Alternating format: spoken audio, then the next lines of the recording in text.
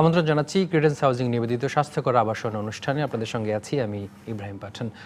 আলোচনার জন্য স্টুডিওতে আছেন বাংলাদেশ স্থপতি ইনস্টিটিউটের সাবেক সভাপতি কাজী গোলাম নাসির এবং ঢাকা মেডিকেল কলেজ ও হাসপাতালের মেডিসিন বিভাগের অধ্যাপক ডাক্তার শাহনুর শারমিন মুন্নি। আমাদের আলোচনার বিষয় স্বাস্থ্যকর আবাসনে বিনিয়োগ, শিশু ও প্রবীণ বান্ধব শহরের অগ্রাধিকার। আপনাদের দুজনকে স্বাগত জানাচ্ছি আমাদের আজকের আলোচনায়। আমরা শুরুতেই বলেছি আমাদের আলোচনার বিষয় স্বাস্থ্যকর আবাসনে বিনিয়োগ, শিশু ও প্রবীণ বান্ধব শহরের অগ্রাধিকার। আর ডাক্তার শাহনুর শারমিন, আপনার কাছে শুরুতে আসতে চাই, একটু বলবেন যে আসলে আমরা শিশু ও প্রবীণ বান্ধব শহরের কথা বলছি, শিশু এবং প্রবীণদেরকে আমরা কেন স্পর্শকাতর গোষ্ঠী হিসেবে বিবেচনা করছি, যে তাদের জন্য আলাদা আবাসন পরিকল্পনার প্রয়োজন হচ্ছে? ধন্যবাদ ইব্রাহিম। আসলে আমরা যখন চিকিৎসাবিদ্যার দৃষ্টিকোণ থেকে দেখি বা এমনিতে সামাজিকভাবে আমরা দেখি যে আমরা শিশুদেরকে এবং প্রবীণদেরকে একটা আলাদা একটা বিশেষ একটা দলে আমরা অধিভুক্ত করতে চাই। এর কারণ হচ্ছে তারা আসলে আমরা বলি ভালনারেবল, একটা ঝুঁকিতে থাকেন। অবশ্যই একটি শিশুর সময়টুকু অত্যন্ত গুরুত্বপূর্ণ, কারণ ওই সময় তার দেহ গঠন, মনের গঠন এগুলো হতে থাকে এবং তার বেড়ে ওঠাটা আমরা কিভাবে আসলে আরও ভালো এবং সুন্দর করতে পারি সেটা একটা খুব চিন্তার বিষয় থাকে এবং তাদের রোগ প্রতিরোধ ক্ষমতাটা কিছুটা নাজুক থাকে বড়দের তুলনায়। আর বয়স্কদের ক্ষেত্রে যেটা বলি যে তারা আসলে একটা বিশাল সময় পার করে এসে তারাও কিছুটা নাজুক অবস্থায় থাকেন এবং বয়স্কদের ক্ষেত্রে যেটা হয় যে তাদের আমরা কোমরবিডিটিস বলছি, কিছু অসুস্থতা তাদের সেই সাথে থাকতে পারে যেগুলো তাদেরকে আরও নাজুক করে দেয়। এবং আপনি এটা দেখতে পারবেন যে হাড়গোড়ের ব্যাপার ধরি বলে আমরা বোনসের ব্যাপার যদি বলি, সেটি একটু দুর্বল অবস্থায় চলে যায়। তারপরে মানসিক অবস্থাটিও মাঝে মাঝে একটু নাজুক হতে পারে।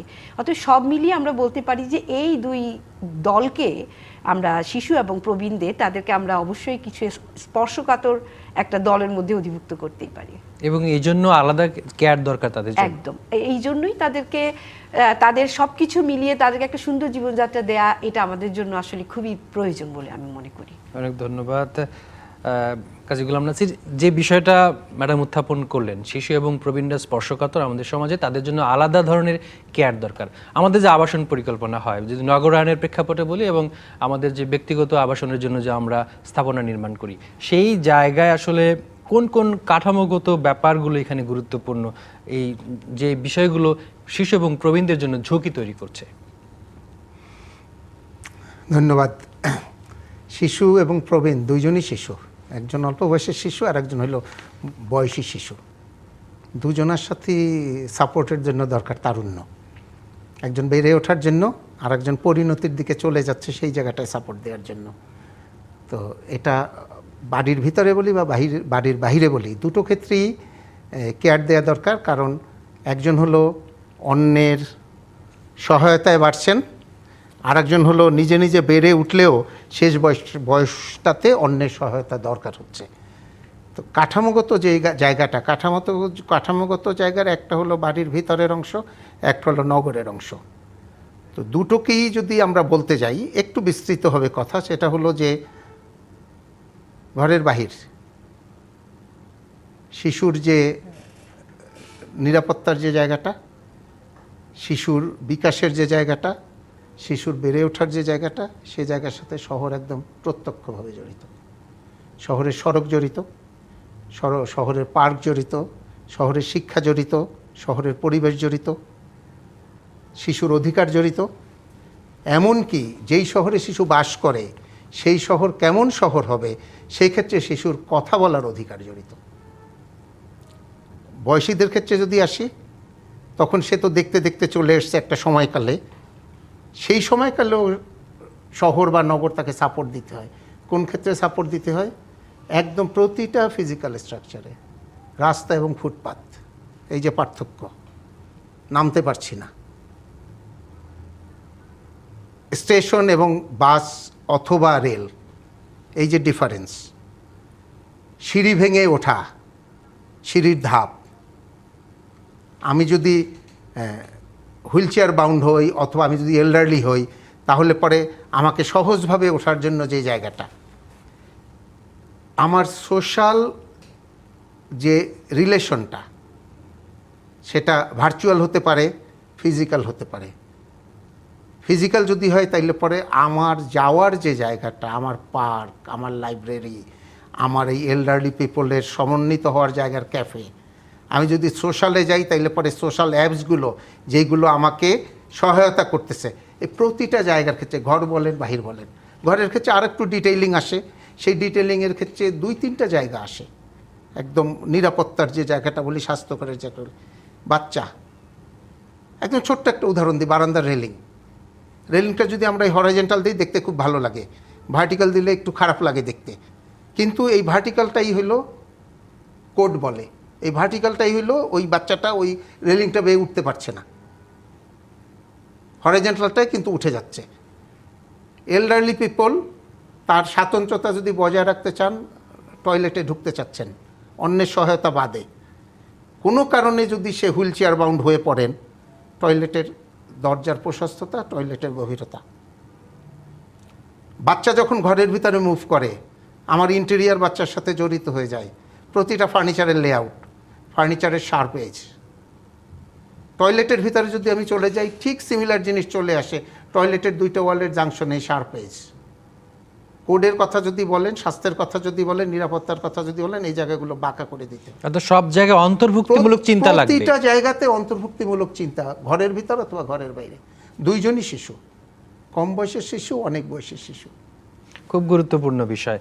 যদি এই অন্তর্ভুক্তিমূলক বিষয়গুলো না থাকে, ডাক্তার শাহনুর মামুন, আপনার কাছে জানতে চাই, যদি এই অন্তর্ভুক্তিমূলক বিষয়গুলো না থাকে, যেটি স্যার বললেন এই মাত্র, তাহলে নানান ধরনের সমস্যা হতে পারে। যদি শিশুর বিষয়টি আসি, তাহলে শিশুর কি ধরনের সমস্যা হতে পারে? তার জ্ঞানীয় বিকাশ, যেটা আমরা কগনিটিভ ডেভেলপমেন্ট বলছি, আবার মানসিক বিকাশ, দুটি, সেখানে কোনো কি নেতিবাচক প্রভাব পড়তে পারে? অবশ্যই। মানে একটা শিশুর আসলে বেড়ে ওঠাতে অনেকগুলো জিনিসই তো লাগে, যেমন সূর্যের আলো, খুব সামান্য একটা জিনিস, কিন্তু একসময় আসলে বাচ্চারা যেরকম খেলে বেড়াতো বা মাঠ দাপিয়ে বেড়াতো, এখন তো সেটা হচ্ছে না। এই যে ভিটামিন ডি এর অভাবে ভুগছে, শুধু সেটার কারণেও কিন্তু বাচ্চাদের অনেক রকম সমস্যা হতে পারে। মানে যে হাড্ডির সমস্যাগুলো যদি আমরা বলি, রিকেটস অথবা রোগ প্রতিরোধ ক্ষমতা কমে যাওয়া, চুল ও ত্বকের ক্ষতি, এগুলো তো হতেই পারে। ডিপ্রেশন হতে পারে। এবং এই যে আমরা শিশুকে একটা খুব খোলা জায়গা দিচ্ছি না, বা তার খেলার সাথী দিচ্ছি না, বা এরকম পরিবেশ আমরা দিতে পারছি না, সেটা আসলে দুঃখজনক, কিন্তু তারপরেও সত্যি এটা শিশুর মানসিক বিকাশের ক্ষেত্রে একটা অসম্ভব একটা বড় কারণ আমরা দেখছি যে ইদানিং যে এই যে মানসিক বিকাশ ক্ষতিগ্রস্ত হচ্ছে শিশুর, এই বিকাশজনিত যে সমস্যাগুলো, এগুলো কিন্তু দিনে দিনে বেড়েই যাচ্ছে। এই যে অটিজম, যেই কথাটি আমরা আসলে বিগত কিছু বছর আগেও খুব বেশি মনে হতো না যে এত পরিচিত আমাদের কাছে, তাই না? অটিজম স্পেকট্রাম ডিসঅর্ডার, তারপরে আমরা বলি অ্যাটেনশন ডেফিসিট ডিসঅর্ডার, এই জিনিসগুলো কিন্তু আসলে শিশুকে আক্রান্ত কেন করছে, শুধুমাত্র কি কেন বাড়ছে, এটা যদি আমরা চিন্তা করি, এটা শুধুমাত্র যে একটা রোগ বলেই হচ্ছে তা কিন্তু নয়। এটা পারিপার্শ্বিকতা, তার বেড়ে ওঠার পরিবেশটা আমরা দিতে পারছি না, সেই জন্য আমাদের কোনো মাঠ নেই, খেলার জায়গা নেই, এই সমস্ত জিনিসগুলো তো খুব গুরুত্বপূর্ণ। আর একটা স্যাঁতস্যাঁতে পরিবেশে বা খুব সংকীর্ণ একটা জায়গায় যদি একটা বাচ্চা বেড়ে ওঠে, তাহলে কিন্তু অনেক রোগ আছে যেগুলো সংক্রমণ বেড়ে যায়, যেমন রিউমেটিক ফিভার বা রিউমেটিক হার্ট ডিজিজ আমরা যেটা বলছি, টিউবারকুলোসিস, আমরা কিন্তু বাংলাদেশ থেকে নির্মূল করতে পারি না, কারণ এই যে একটা জায়গায় এরকম থাকলে এই রোগগুলো কিন্তু সংক্রমিত হচ্ছে বেশি। তারপরে যেমন আপনার অ্যালার্জির কথা যদি বলি, শ্বাসযন্ত্রের যে সংক্রমণ, এগুলোর কথা বলি, এই সমস্যাগুলো কিন্তু উত্তরোত্তর বাড়তে পারে যখন আমি তাকে একটা সুন্দর জায়গা দিতে পারি না, যেটা কিনা পর্যাপ্ত আলো বাতাস খেলা করবে এবং সূর্যালোক থাকবে সেখানে পর্যাপ্ত, সেটি। আর যেটা শারীরিক দুর্ঘটনা, সেটা তো স্যার বললেনই যে অনেক রকমের আসলে সমস্যা হতে পারে দুর্ঘটনা যদি আমি সেই পরিবেশটা না দিই। একটা বাচ্চা, সে তো বোঝে না, সে দৌড়াদৌড়ি খেলাধুলা করছে, আর এই দুর্ঘটনা যে কত রকম হতে পারে আমাদের কিন্তু কিছু কিছু নজির কিন্তু আমরা দেখি, সেটা আগুনজনিত দুর্ঘটনা বা আঘাতজনিত দুর্ঘটনা অনেক রকম হতে পারে। এরকম কি আপনারা কোনো কেস পান অথবা কোনো গবেষণা আছে কিনা, যদি বিপরীত ঘটনা থাকে, যে খুবই প্রশস্ত জায়গা, থাকার জায়গাটা খুবই ভালো, নাগরিক সেবা খুবই ভালো, যেটিকে আমরা বলছি অন্তর্ভুক্তিমূলক নগর সুবিধান, সেই জায়গায় আসলে তুলনা করলে তাদের বিকাশটা কেমন হয়? অথবা যেটি বলছেন যে ঘিঞ্জি জায়গা, পরিবেশটা ভালো না, সেই জায়গায় তুলনা করলে আসলে আউটপুটটা কেমন দিচ্ছে? আসলে মানসিক বিকাশের ব্যাপারে কিছু ব্যাপার আছে, যেমন আমি যদি খুব ওপেন প্লেস দেই কিন্তু আমি মানুষ না দেই, তাহলে কিন্তু আবার হবে না ইব্রাহিম। যেমন বিদেশের ক্ষেত্রে, ওয়েস্টার্ন ওয়ার্ল্ডে আপনি দেখবেন যে এই মানসিক বিকাশজনিত ঝামেলা বাড়ছে কেন? কারণ আমরা মানুষও দিচ্ছি না, আবার মানুষ অতিরিক্ত হয়ে গেল মুশকিল। আসলে এখানে একটা ব্যালেন্স একদম পরিমিতিবোধ লাগবে, যে আমি অতিরিক্ত মানুষের ভার চাপিয়ে দিলাম মুশকিল, আবার একেবারে মানুষ দিলাম না, সেটাও আবার মানে সমস্যা হয়ে দাঁড়াতে পারে আর কি। তাহলে যে বিষয়টা কাজী গোলাম নাসির, আমরা যে বিষয়টি উত্থাপন করলাম, আপনি তো বলছিলেন যে শহরকেও গোছাতে হবে, আবার ব্যক্তি যেখানে বসবাস করছে সেটাও গোছাতে হবে। কারণ আমরা জানি শিশু এবং প্রবীণ তাদের বয়সের কারণে এবং শারীরিক অবস্থার কারণে সবচেয়ে বেশি সময় তারা ঘরেই বসবাস করে। তো ঘরেই বসবাস করে সেই বিষয়টাকে আসলে অ্যাড্রেস করা হয় ঠিক মতো? কারণ এটি তো আসলে নতুন সমস্যা না। এটা শহর এবং শহরের বাহির জি, দুই ক্ষেত্রে দুই ধরনের প্র্যাকটিসটা এই জন্য এটা প্র্যাকটিস বলতেছি কেন, কারণ যেই ক্ষেত্রটা আমরা বলি যে ঢাকা শহর প্রায় 600 বর্গ কিলোমিটার, লোক সংখ্যা 3.5 কোটি প্লাস, সরকারি হিসাব, বেসরকারি হিসাবে হয়তো 4 কোটি হয়ে যাবে, 8,500 মানুষ প্রতি বর্গ কিলোমিটার বাস করতেছে। স্বাস্থ্যের কথা যদি বলি, ওয়ার্ল্ড হেলথ অর্গানাইজেশন আমাদেরকে বলে যে 100 স্কোয়ার ফিটের মতো একটা জায়গা দরকার পার পার্সন, খোলা জায়গা। আমি যদি ঘর থেকে 15 মিনিট হাঁটি তাহলে আমার একটা খোলা জায়গা বা পার্ক দরকার। প্র্যাকটিক্যালি কী পাচ্ছি? প্র্যাকটিক্যালি পাচ্ছি ঠিক উল্টাটা। ঢাকা যদি চিন্তা করি তাহলে পরে এরকম একটা অগোছালো পরিস্থিতি, সেখানে 1%-এরও কম জায়গা হলো আমার খোলা জায়গা, রাফলি পার্ক বা মাঠে। এখন এই যে আমাদের জনগোষ্ঠীর প্রবীণদের কথা যদি বলি 10% প্লাস, শিশুদের কথা যদি বলি, আমি যদি বয়স একটু বাড়িয়ে বলি যে 17-এর নিচ পর্যন্ত, তাহলে 30 থেকে 33%। তো এরা যখন প্রকৃতির সাথে বেড়ে উঠতে চাইবে, প্রকৃতিকে, শহরকে তো ওই জায়গাটা তাকে দিতে হবে।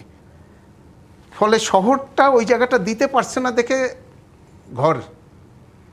আর উল্টোভাবে যদি ওইটা চিন্তা করি যে বাচ্চা উঠানে তেল মেখে শোয়ানো রোদের আলোতে, মা রান্না করছে, ঘাড় ফিরিয়ে শুধু দেখছে বাচ্চাটা উঠানে আসছে কিনা। প্রবীণ ঘর থেকে বের হয়ে একটু মোড়ে গিয়ে গ্রামেরই ওখানে চায়ের দোকানে বসছে আর 5 জনের সাথে খোঁজ নিচ্ছে। এই খোঁজ নেওয়াটা, কেমন আছেন, ভালো আছি, বা তুমি কেমন আছো, এটা হলো বিশাল একটা সোশ্যাল মেডিসিন।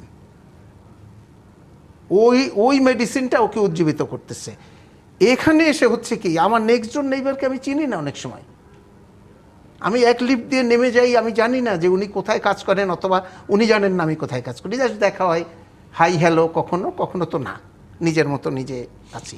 এই জায়গাতে যদি বলতে চাই আবাসিক, এই যে জায়গাটা না, এই জায়গাটাতে হয়েছে কি, একটা নগরকে গোছাতে হলে নগরের তো পরিকল্পনা দরকার। পরিকল্পনার 2টা মাত্রা আছে। একটা মাত্রা হলো দ্বিমাত্রিক পরিকল্পনা, আরবান প্ল্যানাররা করেন। এর সাথেও যেটা জড়িত এবং তার চেয়ে আরও অধিকতর জড়িত, সেটা হলো আরবান ডিজাইনারদের এখানে প্রবেশ করা দরকার। ত্রিমাত্রিকভাবে একটা শহরকে যে ফিল করতে পারে, কাগজে কলমে হরাইজন্টালি দেখলে হবে না, চোখটা বন্ধ করলে চোখে ভাসবে যে আমার শহরটা এভাবে গড়ে উঠছে।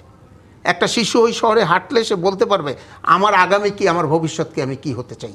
ওই ফিলিংসটা যেহেতু যতদিন আমি দিতে না পারবো, ততদিন পর্যন্ত এই প্রবলেমগুলো এই 4 দেয়ালের মাঝে থাকবে। এই যে নিসঙ্গতার কথা বলছেন, এক ধরনের নিসঙ্গতা তো, মানে সামাজিক মিথস্ক্রিয়ার সুযোগ পাচ্ছে না, শিশুও পাচ্ছে না, প্রবীণও পাচ্ছে না। শিশু খানিকটা পাচ্ছে, কারণ হলো স্কুলে গেলে কিছুটা পাচ্ছে, প্রবীণ পাচ্ছে না। কিন্তু এই সমস্যার সমাধান কি এভাবে করা সম্ভব ছিল যে আমাদের এখন অ্যাপার্টমেন্ট বিল্ডিং হচ্ছে, একটি বড় বিল্ডিংয়ে অনেকগুলো ফ্যামিলি থাকছে, তাদের মধ্যে একজন মিথস্ক্রিয়ার সুযোগ হচ্ছে, অথবা সেই জায়গায় যদি বিচ্ছিন্ন আলাদা করে ফ্ল্যাট তৈরি হয়, সেই জায়গায় তো সেই সুযোগটা কমে যাচ্ছে। এটা কি একটা সমাধান হতে পারে? যারা অ্যাপার্টমেন্ট করছেন আসলে, জি, তারা তো অ্যাপার্টমেন্ট করছেন সরকারের একটা পলিসির উপরে, যে সরকার একজনকে ইন্ডিভিজুয়ালকে 3 কাঠা 5 কাঠা 10 কাঠা জমি দিচ্ছেন, এবং যিনি ওটাকে ডেভেলপ করছেন উনি ওই 3 কাঠার মালিক বা 5 কাঠার মালিকের সাথে কথা বলছেন, কারণ উনি 10 জনকে জড়ো করতে পারছেন না।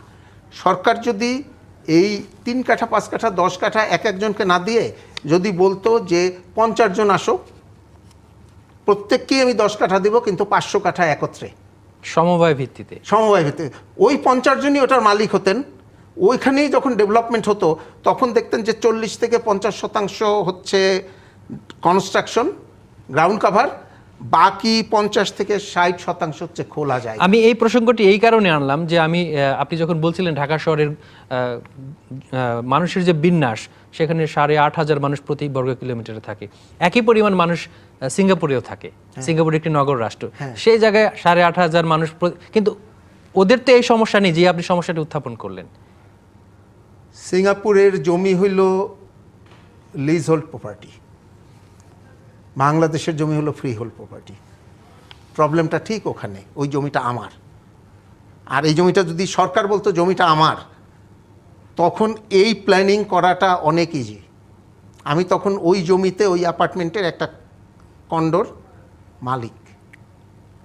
এখানে হচ্ছে এই যে ক্রস দাগ দেয়া 2 ফিট বাই 2 ফিট টাইল, এর প্রতিটাই হলো প্লট। এই প্লট আপনার, ওই প্লট আমার, ওই প্লট আপার। এবং প্রতিটা প্লটে যা বেড়ে উঠছে, সেই বেড়ে ওঠার অন্তর্বর্তী যে দূরত্ব, সেই দূরত্বতে বাতাস চলে না, সেই দূরত্বতে সূর্যের আলো ঢুকে না। যেই ঘরে সূর্যের আলো ঢুকে না, সেই ঘরে দেবতা ঢুকে না। কারণ হলো একটা বাচ্চার ক্রমবিকাশ, আমাদের তরুণ এবং বর্ষিয়ান সবার জন্য যে প্রধান যে 2টো উপকরণ, সেই 2টো উপকরণের প্রথম উপকরণ হলো যে শ্বাস নিচ্ছি বায়ু দূষণমুক্ত, দ্বিতীয় হইল ডেভেলপমেন্টের জন্য সূর্যের আলো। এই দুইটাই তো এখানে আটকানো।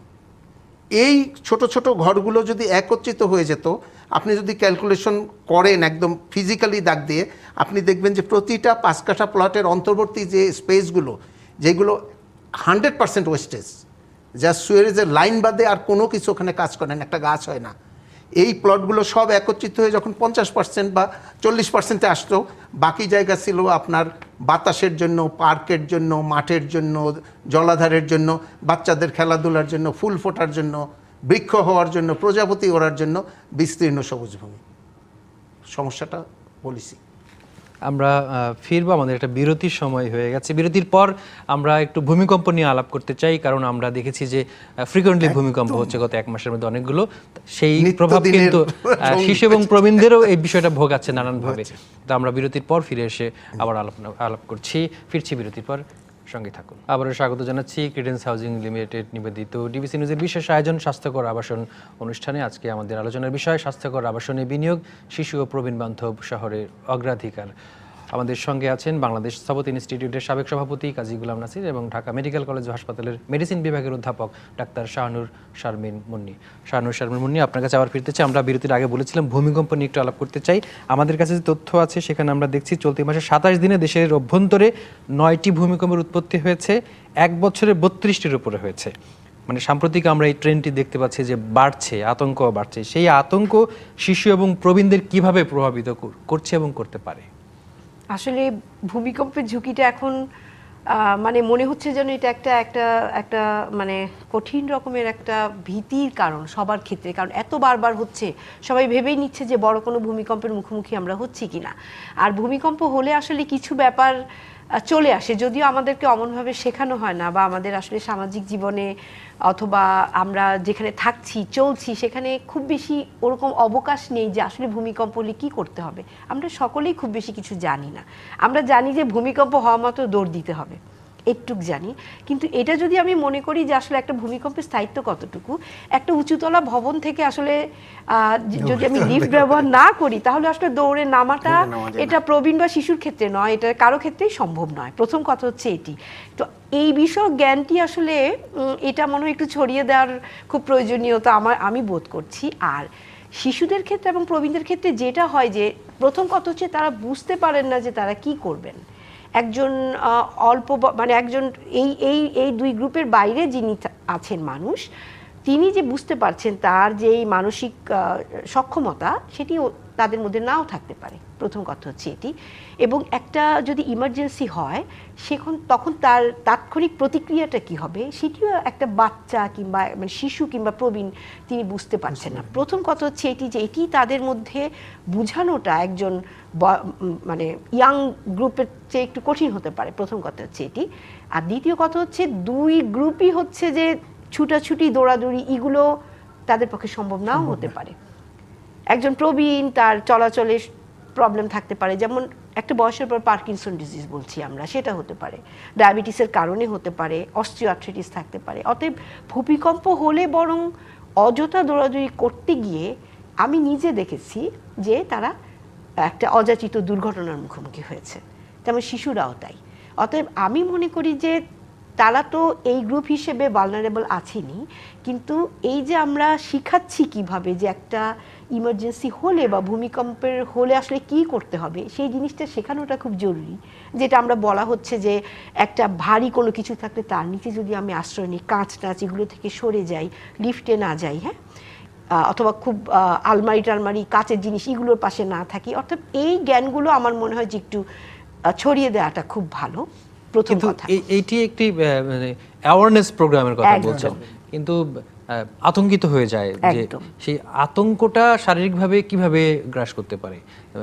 আচ্ছা, এই বিষয়ে একটু বলি যে ভূমিকম্পের পরে কিছুদিন আগে একটা ভূমিকম্প হয়েছিল, কিন্তু বেশ কঠিন। ভূমিকম্পের পরে আমি তো কার্ডিওলজিস্টও, সেই জন্য বলছি যে অনেকেই আসেন যে বুক ব্যথা, প্যালপিটেশন, আমার প্যানিক অ্যাটাক হচ্ছে। শিশুরাও, আমরা শিশুদেরকে মনে করি যে এরা টেনশনের ঊর্ধ্বে, এদের কিন্তু আমি দেখেছি যে শিশুরাও কিন্তু অনেক মানসিক চাপের সম্মুখীন হতে পারে। আর বয়স্কদের ক্ষেত্রে মানে হৃদরোগে আক্রান্ত হয়েছেন এরকম হয়েছে, যে অসম্ভব আতঙ্কে থেকে। কারণ আমরা জানি যে হৃদরোগের পেছনে একটা কারণ কিন্তু আপনার মানসিক চাপ। এই চাপটা তো অনেকে নিতে পারছে। সেই ক্ষেত্রে যে মানে আমরা দেখছি ধারাবাহিকভাবেই বলা যায় দেশের বাইরেও ভূমিকম্প হচ্ছে, তার শক বাংলাদেশে এসে পড়ছে, ঢাকা পর্যন্ত আসছে, দেশের ভেতরে হচ্ছে। এইরকম একটি পরিস্থিতিতে আমাদের যে নগরায়ণ ব্যবস্থা, স্যার সেখানে একটু বলবেন যে ব্যক্তির আবাসন ব্যবস্থা এবং নগরের যে ডিজাইন সুবিধা, সেটি তো কতটুকু কোপ করে? এখন অনেকদিন ধরে এই আলাপ হচ্ছে, কতটুকু শুধরান হলো, তবে উন্নয়ন কতটুকু হয়েছে? আলাপ হচ্ছে অনেক দিন থেকে, কাঁপছি অনেক দিন থেকে। কাঁপানোটার দুই দলের দুই মত। একদল বলে যে যা কিছু শক্তি সংগ্রহ হচ্ছিল অল্প অল্প করে বের করে দিচ্ছে, সুতরাং নিরাপত্তার দিকটা বেটার। আরেক দল বলছে যে না, ও যে আসছে ও নমুনা দিচ্ছে, জানান দিচ্ছে। তো এখন যেটাই হোক না কেন, আসলে তিনটা ক্ষেত্রে চিন্তাটা করা উচিত। প্রথম ক্ষেত্রটা হলো যে এই যে আপা বললেন যে বাচ্চা এবং বয়সী বাচ্চাদেরকে শেখানোটা সবচেয়ে সহজ হলো স্কুলে। সাংঘাতিক ভালোভাবে ওদের মাথার ভিতরে দিয়ে দেওয়া যায় যে ভূমিকম্প হলে পরে তোমাকে আসলে কি করতে হবে। ছুটাছুটি না করে তোমাকে যেই জায়গাগুলিতে আশ্রয় নিতে হবে, যেই জায়গাগুলো তোমাকে একটা শেল্টার দিতে পারে, সাময়িক শেল্টার দিতে পারে। দ্বিতীয় যে জায়গাটা, সেই জায়গাটা হলো যে যারা আমরা ঘরে বসবাস করি তাদেরকে চিন্তা করতে হবে যে ভূমিকম্প হলে পরে ফ্রি স্ট্যান্ডিং ফার্নিচারগুলো নড়ে এবং পড়ে যাওয়ার সম্ভাবনা থাকে। খুবই সহজ টিপস একটা, যে ফ্রি স্ট্যান্ডিং ফার্নিচারগুলোকে জাস্ট আপনি যদি দুইটা স্ক্রু দিয়ে ক্লাম্প করে দেওয়ালের সাথে লাগিয়ে দেন, 50% নিরাপত্তা ওই ফার্নিচার থেকে অটোমেটিক হয়ে গেল। এখন দেয়াল সহ যদি ভেঙে পড়ে যায়, that is different. Free standing furniture তো পড়লো না। তৃতীয় যে জায়গাটা, সেই জায়গাটা হলো পেশাজীবীদের অধিক্ষেত্র এবং বাড়ির মালিকের এই পেশাজীবীদের উপরে পূর্ণ আস্থা রাখা। ভূমিকম্পে কাঁপবে, কাঁপুনিটা সহায়ক ভবন ডিজাইন করতে হবে। ওইখানে যদি আমি পেশাজীবীর, আমি যদি এখন ওনার কাছে না গিয়ে নিজেই ফার্মেসি থেকে ওষুধ কিনে খাওয়া শুরু করি, আমার ইন্টারনাল যেই ডিজাস্টারগুলো আমি ঘটাচ্ছি, সাময়িক তৃপ্তি পেয়েও কিছু টাকা বাঁচিয়ে, এই পেশাজীবীদের উপরে ভরসা না করলে এক্স্যাক্টলি সেম ঘটনাটা ঘটতেছে আপনার ভবনের জন্য। আপনি সাময়িক তৃপ্তি পাচ্ছেন কিছু টাকা বাঁচিয়ে, কিন্তু কি ক্ষতিটা আপনি করছেন ওইটা টের পাওয়া যায় ডিজাস্টার। এখন তো বোধহয় যে কোনো বড় ধরনের মানে আবাসন ব্যবস্থা করতে গেলে অনুমোদন নিয়ে, রাজুকের অনুমোদন লাগে। অনুমোদন is a different thing, construction is a different thing. আপনি অনেক সুন্দর করে অনেক কিছু লিখতে পারেন, কিন্তু এটা যদি আপনার ব্যবহারিক প্রয়োগ যথাযথ না হয় তাহলেই ওখানে ফল্টি। এই ব্যবহারিক যে প্রয়োগটা আছে, এই প্রয়োগের সাথে জড়িত হলো আপনার উপকরণের। আপনি নিজেও একজন পেশাজীবী, আপনার পর্যবেক্ষণ কি বলে? আমার পর্যবেক্ষণ বলে যে এই মুহূর্তে যারা একটু উঁচু ভবন ডিজাইন করছেন, একটু উঁচু ভবন, তারা প্রফেশনাল সাপোর্টটা নিচ্ছেন। সেই ভবনগুলো যদি ওই প্রফেশনাল সাপোর্ট অনুযায়ী তৈরি করা হয়, মোর নিরাপদ দেন নন ইঞ্জিনিয়ার্ড ভবন। তার মানে হচ্ছে ডেভেলপার কোম্পানি যে বিল্ডিংগুলো, ভালো ডেভেলপার যারা ভালো মালিক যারা, তারা যেই কাজগুলো করতেছেন প্রপার প্রফেশনাল সাপোর্ট থাকলে পরে খুবই নিরাপদই বলবো আমি, যে নিরাপদ ভাবে ঝাঁকুনিটা সহ্য করতে পারে। কালকে দুপুরে আমি ঝাঁকুনি সহ্য করছি একটা সাইডে কাজ করতে বসে, আমি চেয়ারে বসা, আমি দেখলাম চেয়ারটা দুলে উঠলো। এই দোলাটাই অন্য কোনো নন ইঞ্জিনিয়ার যে বিল্ডিংগুলো বলতেছি সেখানে দোলনিটা ওই মাত্রার চেয়ে অনেক গুণ বেশি মাত্রায় পেতাম। ফোর্থ ওয়ান যেই জায়গাটা বলছি সেটা হলো নগরের যেটা দরকার, সেটা হলো এই ধরনের কোনো যদি ডিজাস্টার হয়, আমি যদি নিচতলায় থেকে বের হয়ে আসতে পারি, অথবা যদি আমি ওই সময়টা পাই প্যানিক অবস্থাতেও বের হয়ে আসতে পারি, আমার দরকার অনেকগুলো অ্যাসেম্বলি পয়েন্ট। আমি কোথায় এসে দাঁড়াবো, সেটাই। এইটা নগরেরও ওই জায়গাগুলো চিহ্নিত করা উচিত, এই জায়গাগুলো ওই কমিউনিটিরও জানা উচিত যে আমার বিপদে আমি ওখানে দাঁড়াবো, তখন আমি খুঁজে পাবো। একদম কে আসে। আধুনিক অথবা সাম্প্রতিক সময়ে যে বিল্ডিংগুলোর নকশা হচ্ছে সেইখানে হয়তো এই বিষয়গুলো বিবেচনা করা হয়, কিন্তু ঢাকা শহরের প্রেক্ষাপটে আমরা যদি দেখি অনেক পুরনো বিল্ডিং আছে যেগুলো ভাবা হয়নি, সেইগুলো আসলে এখন রিপেয়ার করা অথবা এই ভূমিকম্প সহায়ক করে নতুন করে কিছু করার সুযোগ আছে কি? হ্যাঁ, যাদের আছে টার্মটা হলো রেট্রোফিটিং, জি। অবশ্যই আছে, কিন্তু বিষয় যে জায়গাটা, সেই জায়গাটা হলো জেনারেলি যদি আমি বলি যে পুরোনো আমলের যে বিল্ডিংগুলো আছে ওইগুলো ভূমিকম্প সহায়ক না, নতুনগুলো সহায়ক, এটাও সত্যি না। প্রতিটা বিল্ডিংয়েরই কনস্ট্রাকশনের সাথে তার একটা টেকনিক থাকে, তার একটা সহনীয় ক্ষমতা থাকে। চেক করে আসলে দেখতে হবে জেনারেলি বলার আগে যে আসলে কোন বিল্ডিংটা, এটা ইটের বিল্ডিং হোক, একতলা বিল্ডিং হোক, দোতলা বিল্ডিং হোক, পাঁচতলা বিল্ডিং হোক, ওই কনস্ট্রাকশনটার সময়কালটাতে ওইটা যথাযথ কনস্ট্রাকশন হয়েছিল কিনা। যদি না হয় ওটা রেট্রোফিট করা যায়। কিভাবে বোঝা যাবে এটি? করলেই হবে, এই আপনার একটা ভূমিকম্পের পরে ওইটা চেক করলেই হয় যে ফিজিক্যালি এপিয়ারেন্সে কি পার্থক্য আসছে। দ্বিতীয়ত যেই জিনিসটা, সেই জিনিসটা হলো যে ব্যাক ক্যালকুলেশন করে হয় যে এই বিল্ডিংটা যদি নিরাপদ ডিজাইন করতে হতো তাহলে কি রেইনফোর্সমেন্ট লাগতো, কি ফাউন্ডেশন লাগতো, কি দেয়ালের থিকনেস লাগতো, এই জিনিসগুলো আছে কিনা। মানবদেহ যে এরকম এক্সরে করে এখন পুরো বোঝা যায়, বিল্ডিংকেও এক্সরে করে বোঝা যায় তার ভিতর থেকে কী পরিমাণ রেইনফোর্সমেন্ট গিয়েছে। মানবদেহের একটা ছোট্ট মোল কেটে যে এরকম চেক করা যায় যে এটা শরীরের জন্য ক্ষতিকর না নর্মাল, একটা কংক্রিটের টুকরা কেটেও টেস্ট করা যায় এই কংক্রিটের স্ট্রেংথ কত।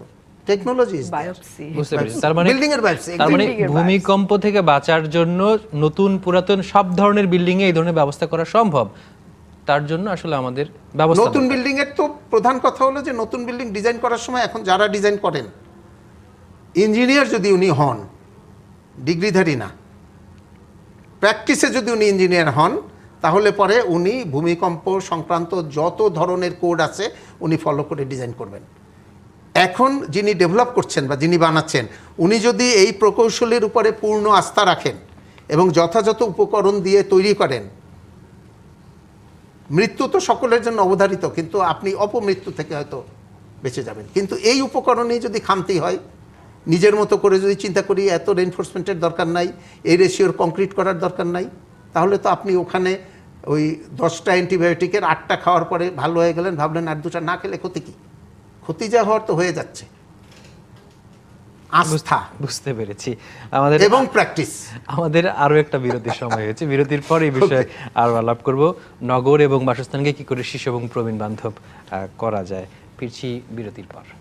আবারও স্বাগত জানাচ্ছি ক্রেডেন্স হাউজিং লিমিটেড নিবেদিত ডিবিসি নিউজের বিশেষ আয়োজন স্বাস্থ্যকর আবাসন অনুষ্ঠানে। আজকে আমাদের আলোচনার বিষয় স্বাস্থ্যকর আবাসনে বিনিয়োগ, শিশু ও প্রবীণ বান্ধব শহরের অগ্রাধিকার। আলোচনায় আছেন দুজন, কাজী গুলাম নাসির এবং অধ্যাপক ডাক্তার শাহনুর শারমিন মুন্নি। ডাক্তার শাহনুর শারমিন মুন্নি, আপনার কাছে এবার একটু ফিরতে চাই। আমরা বিরতির আগে বলছিলাম যে ভূমিকম্প যদি হয় পুরনো বিল্ডিং এবং নতুন বিল্ডিংকে কীভাবে উপযোগী করা যায় শিশু এবং প্রবীণদের ক্ষেত্রে, কিন্তু স্বাস্থ্যের বিষয়ে যদি ভাবি সেই ক্ষেত্রে অল্প খরচে যিনি ঘরে থাকছেন, যিনি বাড়ির মালিক, তিনি কিভাবে এই বিষয়টাকে স্বাস্থ্যকর করবেন শিশু এবং প্রবীণদের জন্য? মানে স্বাস্থ্যের জন্য পরিবেশ যেটা নিশ্চিত করা, সেটা তো আসলে শুধু বাড়ির ভেতরটা কি নিশ্চিত করলে হবে কিনা মাঝে মাঝে আমি এটাও চিন্তা করি যে বাইরের জিনিসটাও কি লাগবে কিনা। যেমন একটা বাড়ি আসলে আমরা কেমন চাই, যেমন চাই তেমনটি আসলে করা সম্ভব, খুব মানে সম্ভাবনা একটু কম, কারণ ওই যে বললাম অতিরিক্ত জনগোষ্ঠী বা অতিরিক্ত জনসংখ্যার জন্য আমি তার যেটুকু জায়গায় সেটুকু দিতে পারছি না। আবার আরেকটা জিনিস চিন্তা করেন, যেমন একজন প্রবীণ ব্যক্তি, তার ডায়াবেটিস আছে বা হার্টের রোগ আছে, প্রেশার আছে, আমি তাকে বলছি যে আপনার ব্যায়াম করতে হবে, আপনার হাঁটতে হবে, আমি তাকে হাঁটার জায়গাটি দিচ্ছি না। একটা বাচ্চাকে বলছি যে তোমার বেড়ে ওঠার জন্য তোমার অনেক ছুটাছুটি করতে হবে, আমি তাকে একটা মাঠ দিচ্ছি না। এবং আপনি অবাক হবেন যে ঢাকা শহরে এখন জলাশয় নেই বললেই চলে, কোনো ওয়াটার বডি, কোনো জলাশয় নেই। তাহলে বাচ্চাকে একটা সাঁতার কাটা একটা বাচ্চার জন্য কত গুরুত্বপূর্ণ। আমরা বলছি যে বাচ্চারা বাড়ছে না, তাহলে শর্ট হচ্ছে, আমি আসছি যে ডাক্তার সাহেব ভিটামিন দেন, কিন্তু আসলে তার কি দরকার? তার ফুটবল খেলতে হবে, তার লাফাতে হবে, তার সাঁতার কাটতে হবে, এই জিনিসগুলো আমি আসলে তার জন্য নিশ্চিত করতে পারছি না। কিন্তু এই জিনিসগুলো আসলে ঘরে বাইরে দুটো জিনিসই বিবেচনা করতে হবে। আর ঘরের মধ্যে যদি বিবেচনা করতে হয় বা চিন্তা করি আমি, তাহলে যেটা যে কদ্দূর আমার আছে, আমার কি একটু বড় জানালা আছে যেখান দিয়ে বাতাস আসছে কি না, আমার ঘরে কি আমি গাছ রেখেছি নাকি ডেঙ্গুর ভয়ে সব গাছ ফেলেই দিলাম, ঠিক আছে, পর্যাপ্ত আলো বাতাস আছে কিনা, আমি ঘরকে নিয়মিত পরিচ্ছন্ন করছি কিনা, পরিষ্কার করছি কিনা। এই যে আমি জানলা দিয়ে এক গাদা জিনিস ফেলছি, দুটো অ্যাপার্টমেন্টের মাঝখানে একটা ভাগাড় তৈরি করছি, সেখানে এক গাদা মশা হচ্ছে, সেখান থেকে ডেঙ্গু হচ্ছে, ম্যালেরিয়া হচ্ছে, চিকুনগুনিয়া হচ্ছে, সেই দায়ভার তো আমার উপরেও পড়ে। মানে এইসব কারণে এইসব ব্যাধি পাশাপাশি সংক্রামক ব্যাধি হতে পারে কিছু। হ্যাঁ, ডেঙ্গু তো একটা ইনফেকশাস ডিজিজ, হ্যাঁ, আবার সংক্রামক যেমন টিউবারকুলোসিস একটা সংক্রামক ব্যাধি, আবার স্কিনের যে সমস্ত রোগ যেমন ছত্রাকজনিত রোগগুলো অসম্ভব রকম বেড়েছে এখন, এবং সহজে আমরা নিরাময় করতে পারছি না। ছত্রাকের ওষুধ দীর্ঘমেয়াদী খাচ্ছে, এটা মানে আর্থিকভাবেও রোগী কিন্তু ক্ষতিগ্রস্ত হচ্ছে। তাহলে এই ছত্রাক বলুন বা মাইট, মোল্ড, এগুলো যে ইনফেকশাসগুলো হচ্ছে সেগুলোও কিন্তু বাড়ছে শুধুমাত্র একটা ভালো আবাসন বা একটা থাকার জায়গাটার আমি পরিবেশ নিশ্চিত করতে পারছি না বলে। ভিটামিন ডি এর অভাব তো আমি আগেই বললাম, এবং অ্যালার্জি অসম্ভব বুঝতে পেরেছি। তাহলে এই যে বিষয়গুলো হচ্ছে কাজী গোলাম নাসির, এইখানে যদি আপনার কাছ থেকে আরেকটা পরামর্শ চাই, পাশাপাশি শব্দ দূষণ হচ্ছে, বায়ু দূষণ হচ্ছে, যখন নাগরিক যে আয়োজন সেটি তো একটি ব্যাপার আছেই, কিন্তু ঘরের ভিতরে শব্দ দূষণ, বায়ু দূষণ আলাদা করে মোকাবেলার কোনো ব্যবস্থা আছে? সেইখানে কোনো নকশা ডিজাইন কোনো কাজ করে? আছে, কিন্তু খরচ সাপেক্ষ। যেমন আপনি যদি সাউন্ড প্রুফ ঘর চান, আপনি জানালা চাইবেন, আপনাকে জানালা দিব, জানালা দিয়ে যদি দক্ষিণ দিক হয় বা পূর্ব দিক হয়, সূর্যের আলো ঢুকবে, বাতাস ঢুকবে না এবং শব্দও ঢুকবে না। তার মানে আপনি ডাবল গ্লেজিং যদি করে ফেলেন, দুইটা কাজ যদি বসান, তার মাঝে যদি একটা গ্যাস বসান, তাহলে পরে অলমোস্ট সাউন্ড। শিশু এবং প্রবীণ বান্ধব হবে সেটা?